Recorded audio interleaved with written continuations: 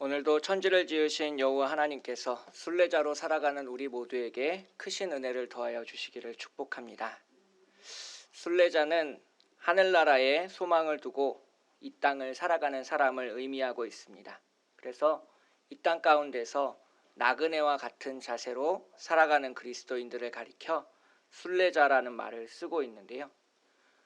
예수님이 승천하시고 나서 초대교회는 이 땅 위에서 순례자로 살아갔습니다. 땅 위에 있는 모든 것은 일시적이다라고 믿었고요. 그래서 초대교회 사람들은 영원한 것을 바라보며 믿음의 조상들이 이 땅 가운데서 이방인과 나그네였다라고 히브리서 11장에서 말하고 있습니다. 땅 위에서 살고 있지만 하늘을 소망하며 하늘을 바라보며 살아가는 사람, 바로 순례자의 정체성을 잘 보여주는 말들입니다. 우리는 순례자로 오늘을 살아가는 그리스도입니다. 이 순례자는 이 땅 위에 있는 모든 것들을 배설물로 여길 줄 알고 땅 위에 있는 모든 것에 마음을 빼앗기지 않는 그런 사람을 말하고 있습니다.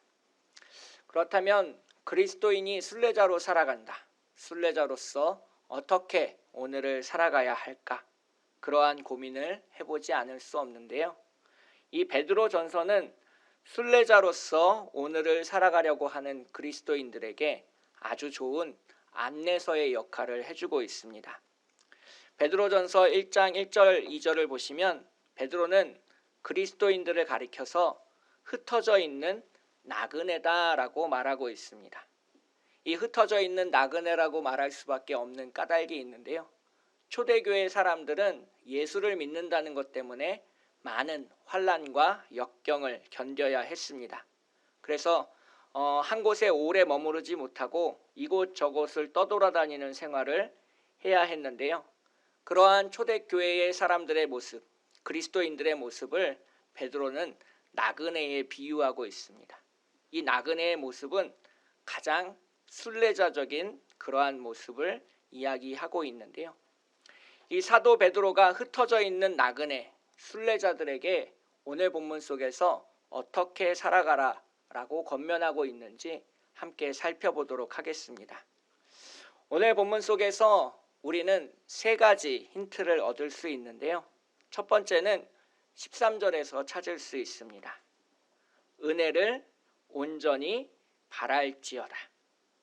이 순례자가 바라는 것은 이 땅 위에 있는 어떤 돈이나 명예, 친구, 눈으로 보이는 그러한 것들이 아니라 예수 그리스도께서 나타내실 때에, 우리가 신학적으로는 재림이라는 표현을 사용하게 되는데요. 예수 그리스도께서 나타내실 때에 우리에게 주어지는 은혜를 바라고 소망하는 것입니다. 이 바랄지어다 라는 말 속에 소망이라는 뜻이 숨겨져 있는데요. 세상 속에 살아가고 있지만 하나님의 은혜를 바라보며 소망하는 사람, 바로 순례자입니다. 그 순례자는 오늘 눈앞에 있는 것들을 바라보는 것이 아니라 우리에게 다가올 하나님의 은혜를 바라보면서 살아가게 되고요. 두 번째 힌트는 14절부터 21절까지에서 찾을 수 있습니다.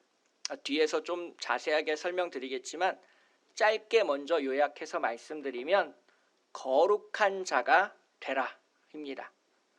마지막 세 번째 힌트는 22절부터 25절까지에서 찾아볼 수 있는데요. 마음으로 뜨겁게 서로 사랑하라입니다. 그래서 이 베드로전서 1장의 구조를 살펴보면 3절부터 12절까지 우리에게 살아있는 소망, 영생하는 소망이 있다라고 베드로는 말씀하고 있습니다.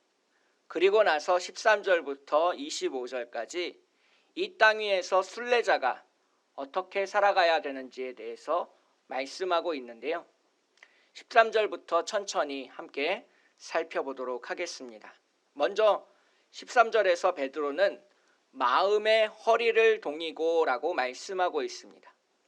허리띠를 새롭게 졸라매라, 그런 의미인데요. 이것은 먼 길을 떠나기에 앞서서 신발끈을 새롭게 붙들어 매는 것과 같은 의미를 가지고 있습니다. 즉 마음의 허리를 동이고라는 뜻은 이제 곧 먼 길을 떠날 터이니 마음을 새롭게 준비하라 라는 의미를 담고 있습니다. 특별히 이 마음의 허리를 동이고에서 허리를 동이다 라는 표현은 우리는 구약 성경에서 찾아볼 수 있는데요. 출애굽기 12장 11절을 살펴보시면 유월절 규례에 대해서 설명하는 부분에서 이것을 찾을 수 있습니다. 너희는 그것을 이렇게 먹을지니 허리에 띠를 띠고 발에 신을 신고 손에 지팡이를 잡고 급히 먹으라. 이 출애굽기 12장 11절에 나오는 말씀은 유월절 어린 양을 먹을 때에 허리에 띠를 띠고 발에 신을 신고 지팡이를 손에 들고 곧 떠날 사람처럼 그것을 먹으라는 말씀을 하고 있습니다. 즉 예수 그리스도께서 나타나실 때가 멀지 않았다라는 것을 의미하고 있는 것입니다. 주님께서 우리에게 다시 오시는 그때가 새로운 출발점이고 그때 언제든지 출발할 수 있도록 허리를 동이라라는 말씀을 베드로가 하고 있는 것입니다. 그래서 이것을 조금 쉬운 표현으로 새로운 출애굽을 준비하라라고 말씀드리고 싶습니다.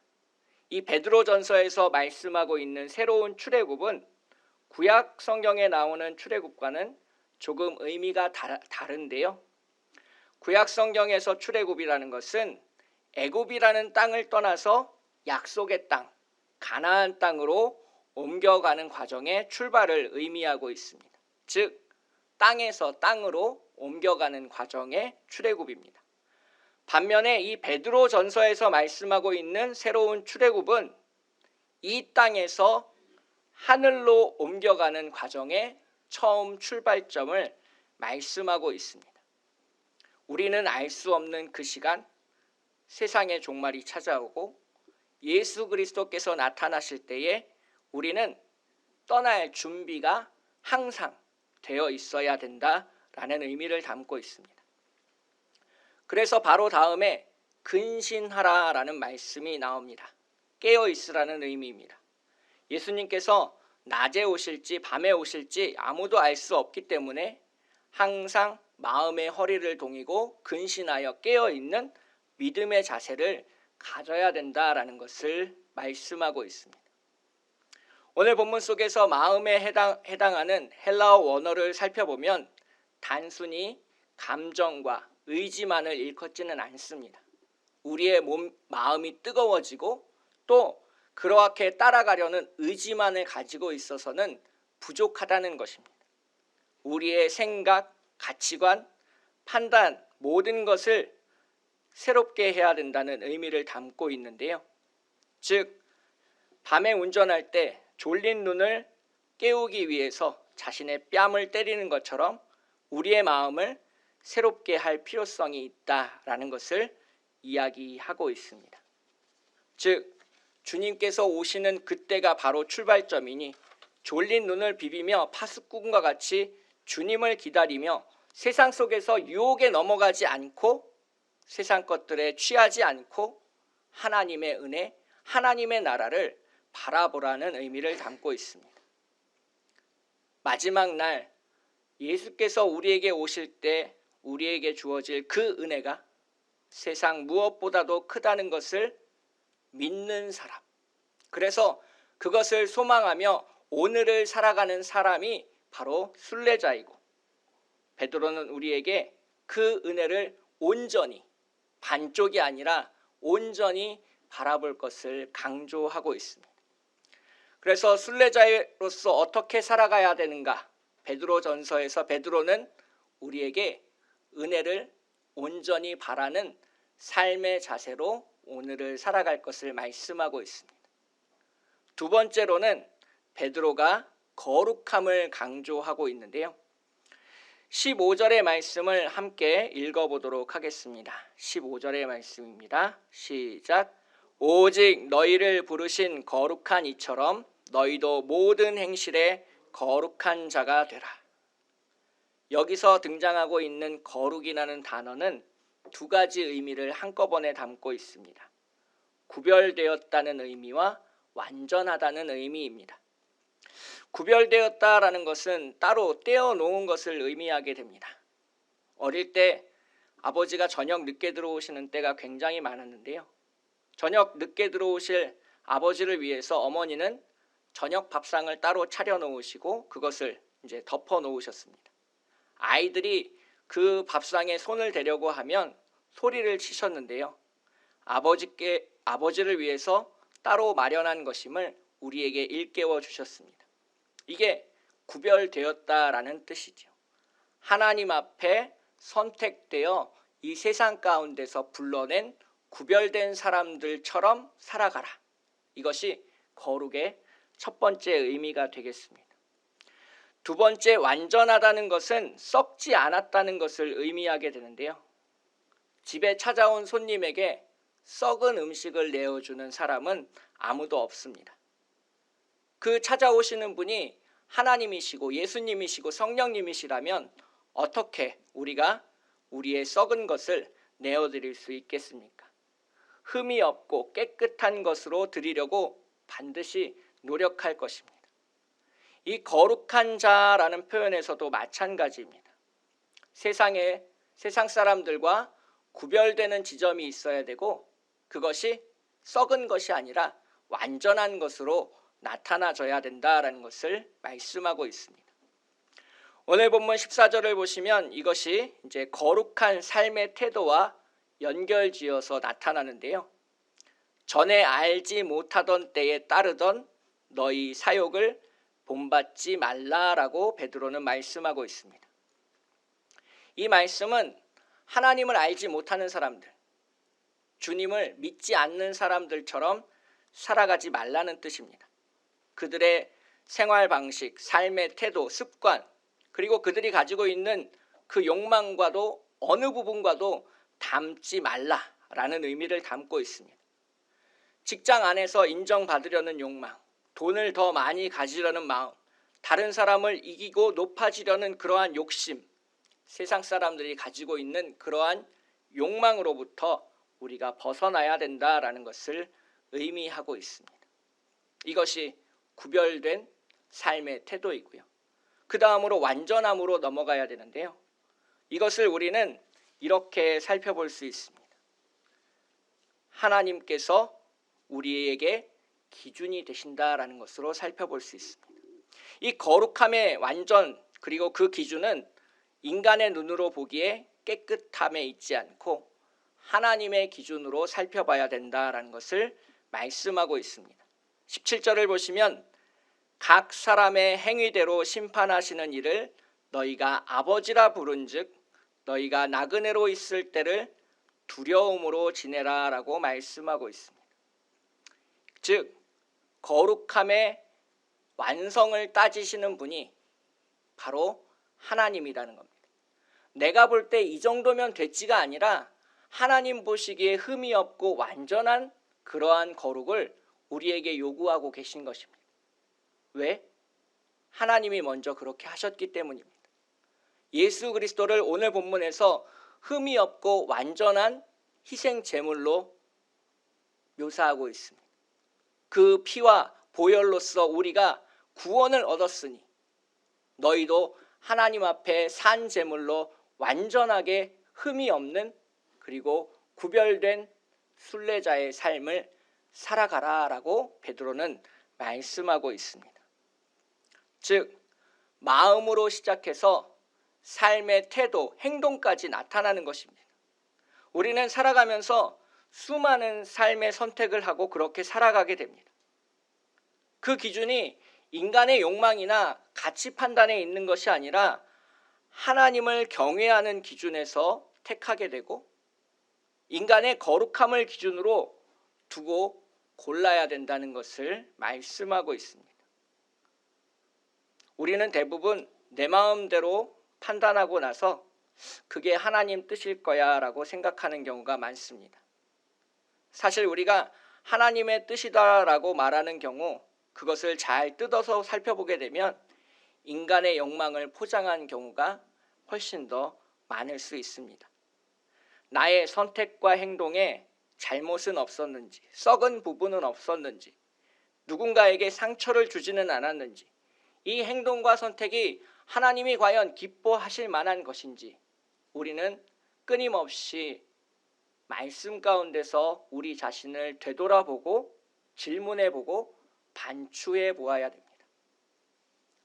즉, 순례자는 여행지에 쓰레기를 막 버리고 가는 그러한 여행자가 아니라 자기가 걷고 있는 그 길에 쓰레기를 주스면서 가는 순례자다라고 이야기할 수 있겠습니다. 우리가 은혜를 사모하고 은혜를 바라보고 거룩한 오늘을 살아간다. 그리스도인으로 보면 완전히 새로워지는 경험을 하게 됩니다. 하지만 오늘 본문은 여기에서 멈추지 말고 한 발짝 더 나아갈 것을 권면하고 있습니다. 오늘 본문에서 순례자의 삶의 세 번째 요소로 사랑을 꼽고 있습니다. 22절을 보시면 너희가 진리를 순종함으로 너희 영혼을 깨끗하게 하여 거짓이 없이 형제를 사랑하기에 이르렀으니 마음으로 뜨겁게 서로 사랑하라. 아멘. 앞서 말씀드린 거룩함은 순금을 불에 연단하는 것과 같았습니다. 그 안에 있는 불순물이 완전히 제거되고 순도 99.9%의 금을 만드는 것처럼 이 거룩이라는 것은 순례자의 믿음의 영성의 순도를 높여주는 것입니다. 예수 그리스도가 구원자다라는 진리에 100% 엎드림, 순종함으로써 우리가 거듭나고 새로 태어나는 것을 말씀하고 있습니다. 그렇게 거듭나고 새로 태어난 사람들이 22절에서는 두 가지로 설명되고 있습니다. 첫 번째는 영혼이 깨끗하여지는 것입니다. 우리 자신이 예수 그리스도 안에서 어린아이처럼 새롭게 태어났기 때문입니다. 은혜의 눈을 뜨게 되고 진리를 알아가게 됩니다. 두 번째로는 거짓이 없이 형제를 사랑하기에 이르는 것입니다. 우리가 믿는 마음 그대로 이웃을 사랑할 수 있게 되는 것입니다. 조금 다르게 표현하면 거룩한 순례자가 되어서 다른 사람을 세워줄 수 있게 된다라는 말씀을 하고 있습니다. 오늘 본문 속에서 나타나는 사랑은 인간적인 사랑을 의미하는 것이 아닙니다. 하나님께서 세상을 이처럼 사랑하셨듯이 우리도 형제를, 자매를, 이웃을 이처럼 사랑해야 된다는 의미를 담고 있습니다. 그래서 뜨겁다라는 단어를 넣고 있는 것입니다. 하나님의 사랑은 언제나 뜨겁습니다. 찬물을 펄펄 끓는 물로 만들어 놓는 것처럼 성령의 임재를 체험한 사람들은 자신의 신체의 특정 부위가 뜨거워지는 경험을 하게 됩니다. 모세도 하나님을 처음 만났을 때 꺼지지 않는 불꽃 가운데서 임재한 하나님을 영접하였습니다. 오늘 본문 22절에 등장하는 서로 뜨겁게 사랑하라는 것은 인간적으로 함께 밥을 나누어 먹고 교제하고 대화를 나누다 이런 뜻이 아닙니다. 하나님께서 세상을 이처럼 사랑하셔서 독생자를 내어주셨듯이 우리도 형제를, 자매를, 우리의 이웃을 그렇게 사랑하라는 의미를 담고 있는 것입니다. 이 세상 속에서 함께 걷고 있는 사람들의 필요에 관심을 기울이고 그들이 목마를 때에 물을 나누어 주고 배고플 때에 먹을 것을 함께 나누어 먹고 그들이 힘에 지쳐 쓰러서 넘어질 때 그들의 짐을 대신 짊어져 일으켜 세워주는 그런 사랑, 서로 뜨겁게 사랑하는 순례자의 삶을 살아갈 것을 말씀하고 있습니다. 오늘 본문을 묵상하면서 그런 상상을 머릿속에 떠올려 보았습니다. 예수님께서 이 땅 가운데 나타나셨습니다. 우리가 전심전력으로 뛰어가서 예수님을 만나 뵈었습니다.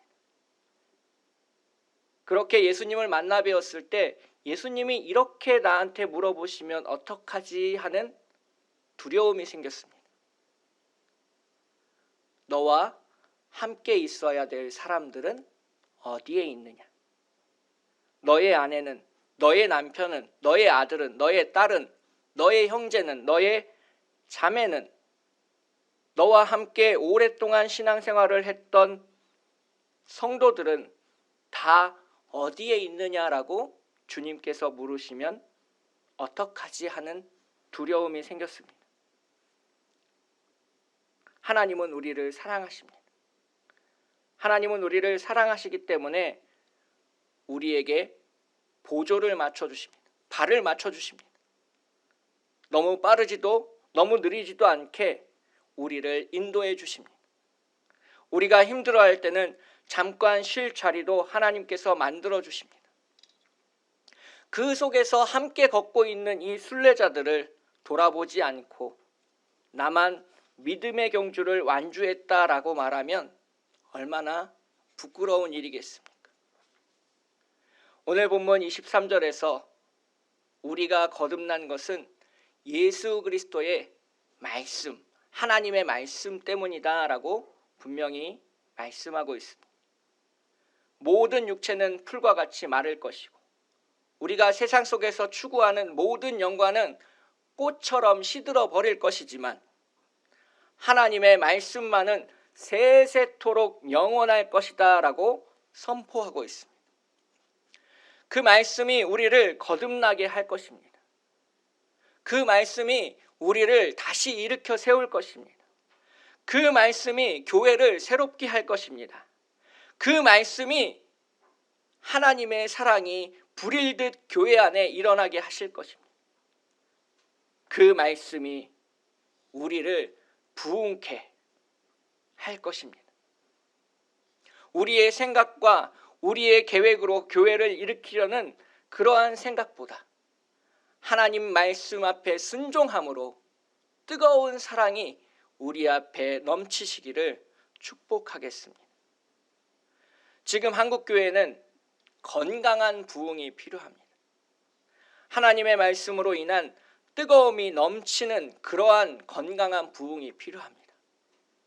거룩함이 넘치는 교회 안에 사랑이 넘칠 때 교회는 새로워지고 세상 가운데 하나님의 사랑을 보여줄 수 있을 것입니다. 최근에 선교적 교회에 관한 책들을 많이 읽고 있는데 그 책들에서 가장 공통적으로 하는 메시지가 있습니다. 그것은 우리가 전하려는 메시지를 포장하려고 하지 말고 우리 공동체, 교회 공동체를 매력적으로 변화시키는 것이 우선이다라는 것을 말씀하고 있습니다. 세상 사람들에게 보여줘야 된다는 겁니다. 교회가 하나님의 말씀에 순종함으로 이렇게 거룩하고 아름다운 공동체라는 것을 보여줄 수 있어야 된다는 것입니다. 마른 나무에 꽃이 피고 잘려나간 그루에 새순이 돋는 그 기적과도 같은 일을 주님의 말씀 가운데 그리고 은혜를 사모하는 그 열정으로 뜨거움으로 거룩하게 오늘을 살아가려는 믿음의 자세로 교회 전체가 함께할 때에 그것은 가능합니다. 오늘 본문 13절에서 25절을 보시면 아주 작은 것에서 시작해서 큰 것으로 나아가는 것을 볼 수 있습니다. 한 사람의 마음에서 시작한 그 순례자의 삶은 나 혼자만의 거룩으로 머무는 것이 아니라 세상에 영향력을 발휘하는 사랑에까지 이르게 됩니다. 순례자는 단순히 돈을 내고 이 땅 위를 걸어가는 사람이 아니라 세상 가운데 하나님의 보내심을 받은 천사처럼 오늘을 살아가게 됩니다. 내가 걸어가고 있는 이 길에 쓰레기를 주워 담고 그 길에서 마주치는 사람들에게, 피 흘리는 사람들에게 위로와 안식과 평화를 주는,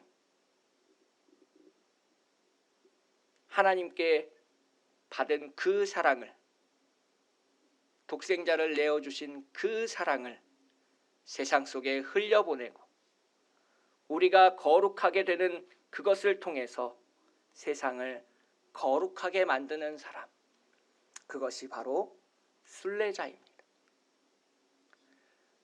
지금 교회에 필요한 사람은 단순히 교회를 방문하는 사람이 아니라 하나님의 말씀에 붙잡혀 그 거룩한 사랑을 실천하는 순례자입니다.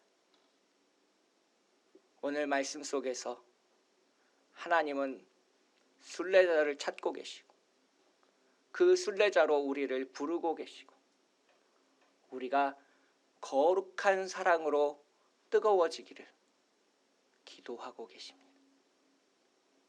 우리 모두가 세상 가운데서 오늘이라는 시간 동안 뜨겁게 서로 사랑하시는 순례자가 되시기를 축복하겠습니다. 함께 기도하겠습니다. 은혜로 우리를 부르신 하나님 아버지, 이 시간 기도하며 나아갑니다. 어지러운 세상 중에 환난과 역경이 파도처럼 물밀듯이 찾아오는 이 시련의 계절 가운데 주님만을 바라보고 영생을 바라보고 십자가만을 바라보고 은혜를 사모하며 나아가길 원합니다. 세상 사람들과 똑같이 근심하며 염려하며 다른 사람을 이용하며 빼앗는 것이 아니라 거룩한 오늘을 살아감으로 하나님 앞에 구별된 오늘을 살아가게 하여 주시옵소서. 그 삶이 교회를 거룩하게 하고 세상을 거룩하게 하고 하나님 나라가 확장되도록 우리를 붙잡아 주시옵시고 우리가 우리 형제를, 자매를, 우리의 이웃을 뜨겁게 서로 사랑함으로 하나님의 사랑이 이렇게 아름다운 것임을 세상 가운데 나타내 보여줄 수 있도록 인도하여 주시옵소서. 오늘도 주님과 함께 이 길을 걸어갑니다. 우리 순례자들이 쓰러지지 않고 지치지 않고 낭망하지 않도록 우리를 위로하여 주시옵시고 하나님의 은혜를 덧입혀 주시옵소서. 거룩하고 아름다우신 우리를 사랑하시는 예수님의 이름으로 간절히 기도합니다.